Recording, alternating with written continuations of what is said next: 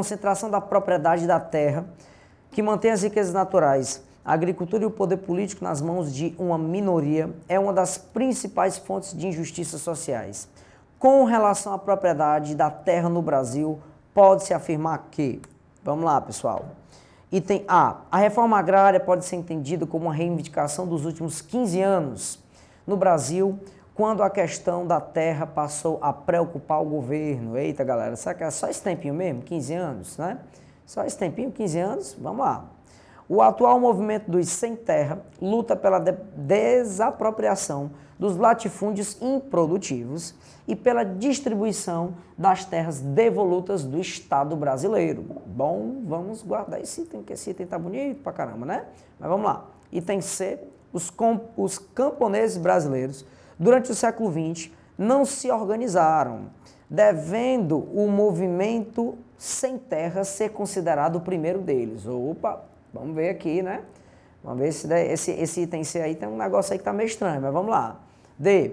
A legislação brasileira não estabeleceu distinções entre proprietários e posseiros, sendo responsável pelos atritos atuais entre os sem terras e os pequenos agricultores. Será que a legislação cometeu esse vacilo, né? Vamos lá.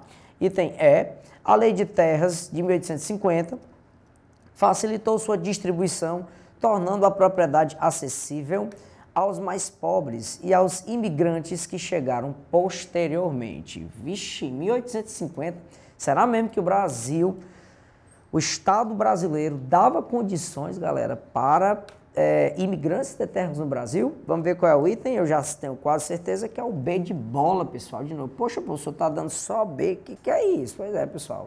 Tá dando B e o B tá arrasando com tudo aqui. Se fosse um bilhete de loteria, se você marcasse tudo bem, a gente ganhava aqui hoje, né? Mas vamos lá. O atual movimento sem terras luta pela desapropriação dos latifúndios improdutivos e pela distribuição das terras devolutas do Estado. Galera, a terra improdutiva no Brasil, repito, de acordo com a nossa Constituição, ela entra como terra que deve ser distribuída para bem social e uso social no Brasil. Uso social e bem social no Brasil. Há uma lei que diz, inclusive, que se o produtor rural passar mais de 10 anos sem pagar o ITR, que é o Imposto Territorial Rural, essa terra ela pode ir para a execução judicial. O Imposto Territorial Rural é o mesmo IPTU, só que da zona rural. Então, se esse produtor não familiar passar mais de 10 anos sem pagar esse ITR, dependendo do estado e dos módulos rurais que ele possui, essa terra pode sim, galera, ir para a execução judicial, tá bom? E ela pode sim ser distribuída para uso e benefício social da terra. E pela distribuição das terras devolutas do Estado. Que terras são essas, Thiago? Professor, essas terras são aquelas terras que são improdutivas, que o Estado não usa para absolutamente nada e que podem ser distribuídas para quem não tem terra no Brasil. Yes, é exatamente essa terra. Beleza? Por que não é o item A, professor? Olha que item legal. A reforma agrária pode ser entendida como uma reivindicação dos últimos 15 anos no Brasil. Eita, pessoal, vamos lá. Voltando um pouquinho, meados do século XX, nós tivemos as ligas camponesas no Brasil, pessoal, que já pediam a distribuição fundiária do país, já pediam a distribuição de terras, a reforma agrária no Brasil, né? Então, não é uma questão de 15 anos atrás, tá bom?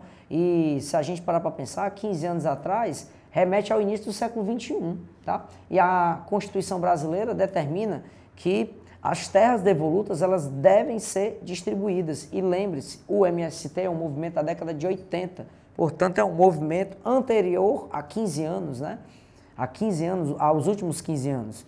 O movimento dos brasileiros durante o século XX não se organizaram, devendo assim o movimento sem terra ser considerado o primeiro deles. Não, como eu falei, nós temos um primeiro movimento chamado Liga Camponesa que foi completamente dizimado, né, pelos governos militares no Brasil. Era um movimento não tão organizado quanto o MST, um movimento não tão articulado, que surge aqui com imigrantes nordestinos brasileiros que não tinham terra, né, que eram desapropriados de terra, e esse movimento foi duramente combatido pelo governo militar brasileiro.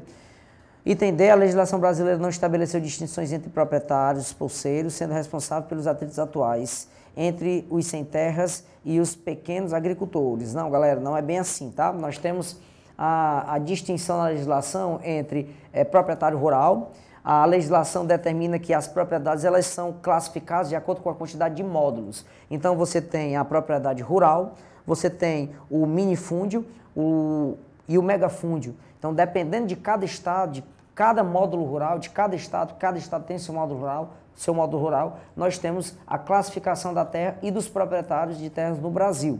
E o item E, a Lei de Terras de 1850, facilitou sua distribuição, tornando a propriedade acessível aos mais pobres e aos imigrantes, que chegaram posteriormente. Eita, galera, só que não, né? A gente deve entender que a primeira legislação brasileira que deu uma maior amplitude de condição de acesso à terra no Brasil foi o Estatuto da Terra, justamente em 1964, no governo militar brasileiro, né? Que alguns críticos dizem que era um estatuto apenas figurativo, né? Que não foi colocado em prática no Brasil, né? Então foi justamente o Estatuto da Terra de 1964, portanto, 1964 é século XX e não século XIX, como diz aqui a Lei de Terras no Brasil, beleza? E a Lei de Terras, pessoal, era bastante restritiva quanto ao acesso de terras no Brasil. A terra só poderia ser vendida ou leiloada ou intervencionada pelo Estado, né? Nem mesmo o proprietário da terra, o donatário da terra, poderia comercializar livremente essa terra sem a intervenção do Estado. Tranquilo? Beleza? Então é o Estadão aí, né? Com todo o seu peso de intervenção aí sobre a propriedade privada no Brasil, beleza?